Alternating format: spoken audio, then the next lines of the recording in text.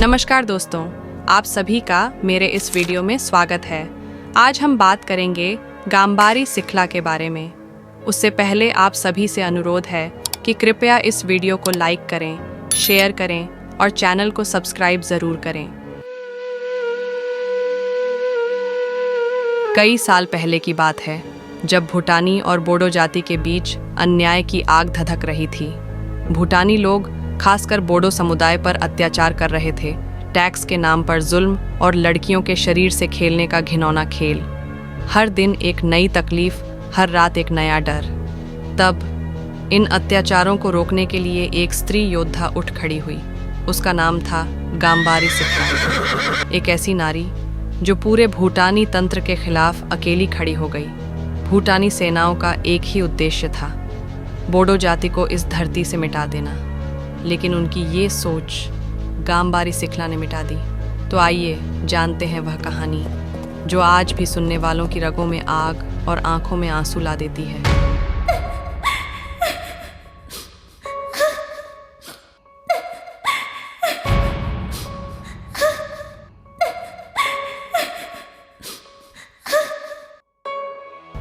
कई वर्ष पहले भूटानी सेना के सेनापति गारफा ने बोडो लोगों को कमज़ोर समझकर जलपाईगुड़ी गांव पर हमला किया।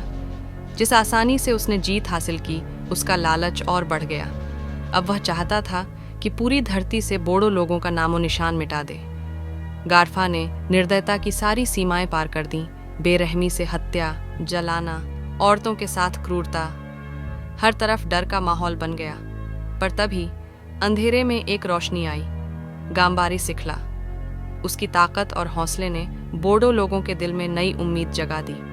वह एक लड़की होते हुए भी युद्ध के मैदान में कूद पड़ी और उसकी देखा देखी हर लड़का लड़की युद्ध में उतरने को तैयार हो गया। जब गारफा ने गोलपारा गांव पर हमला किया तो पहली बार उसका सामना हुआ गांबारी सिखला से। बोडो युवाओं ने संगठित होकर ऐसा प्रहार किया कि गारफा की सेना हिल गई। गांबारी अपने घोड़े पर सवार होकर गारफा पर टूटी। एक भीषण युद्ध हुआ। घोरपा हारकर भाग निकला। बोडो जाति ने पहली बार भूटानी सेना को हराया। हर तरफ उत्सव था, लेकिन गांबारी सिखला शांत थी, क्योंकि गारफा अभी भी जिंदा था। उधर गारफा अपनी हार से अपमानित था। एक लड़की से हारा, यही उसे जलाए जा रहा था। उसने फिर से हमला करने की योजना बनाई। गांबारी सिखला को आभास था, इसलिए उसने रास्तों में निगरानी रखने के लिए अपने भरोसेमंद सिपाही मानसिंह को भेजा। पर एक हफ्ते बाद मानसिंह लौटा और बोला, भूटानी डर के मारे भाग चुके हैं, अब खतरा नहीं। गांबारी को शक हुआ। युद्ध के समय भी मानसिंह गायब था और अब ऊंची आवाज में बात कर रहा है। गुस्से में उसे पिंजरे में बंद कर दिया गया। उस वक्त विसागु त्योहार चल रहा था, इसलिए सुनवाई त्योहार के बाद तय हुई। विसागु बोडो लोगों का नए साल को स्वागत करने का एक त्योहार है। गीत, नाच, नशा और जश्न, सब मस्त थे, यहाँ तक कि पहरेदार भी। सभी नशे में थे। इसी का फायदा उठाकर मानसिंह रात के अंधेरे में भाग निकले और गारफा से हाथ मिला लिया। उसने बताया कि सभी बोडो लोग नशे में हैं, अब हमला करने का सबसे सही समय यही है। गोरपा ने इस मौके को नहीं छोड़ा। भूटानी सेना फिर आई। गांबारी सिखला परेशान थी। तभी युद्ध की घोषणा हुई। नशे में डूबे बोडो लोग आसानी से मारे जाने लगे। फिर भी गांबारी सिखला के सामने टिक न सके। गारफा फिर भाग निकला। गांबारी उसका पीछा कर रही थी। तभी देखा, मानसिंह, उसका विश्वास पात्र, भूटानी सैनिकों के साथ था। गांबारी ने जब मानसिंह को इस तरह धोखा देते हुए देखा तो गांबारी का दिल टूट गया। गारफा और मानसिंह दोनों भाग निकले। कई बोडो लोग मारे गए। गांबारी फूट फूट कर रोए। उसे अपनी कौम की लापरवाही पर दुख था। उधर गारफा को अब समझ आ गया, जब तक गांबारी सिखला जिंदा है, बोडो को हराना नामुमकिन है। तभी मानसिंह ने उसे एक गुप्त बात बताई। गांबारी की ताकत उसका घोड़ा है। अगर वो उस पर सवार हो गई तो मानो खुद देवी युद्ध में उतरती है। गारफा को रास्ता मिल गया। उसी रात मानसिंह ने भूटानी सैनिकों को गंभरी के घर ले गया, लेकिन गांबारी सिखला वहां नहीं थी। वह युद्ध में मरे बोडो सैनिकों की आत्मा की शांति के लिए प्रार्थना कर रही थी। पर उसका घोड़ा घर पर ही था। उसे मार दिया गया। तभी कुछ बचे हुए बोडो सैनिकों ने लड़ाई की। मानसिंह मारा गया।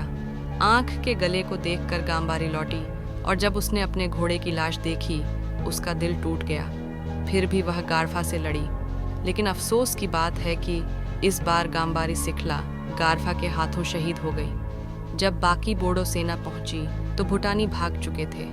अपने ही घर के आंगन में गाम्बारी सिखला ने अपने जीवन का बलिदान दिया, बोडो जाति को बचाने के लिए, इस धरती पर उनका वजूद बनाए रखने के लिए।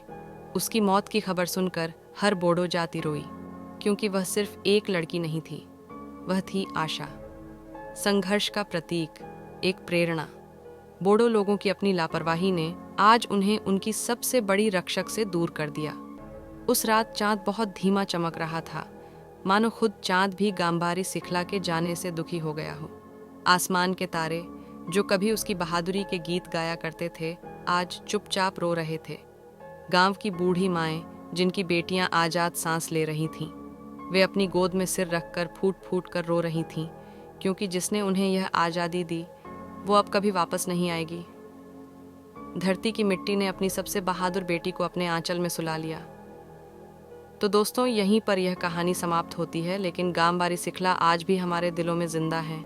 उनकी आवाज़ें आज भी हमारे कानों में गूंजती हैं। कहानी सुनकर आपको कैसा लगा यह हमें कमेंट में ज़रूर बताएं दोस्तों, और चैनल को सब्सक्राइब करना ना भूलें।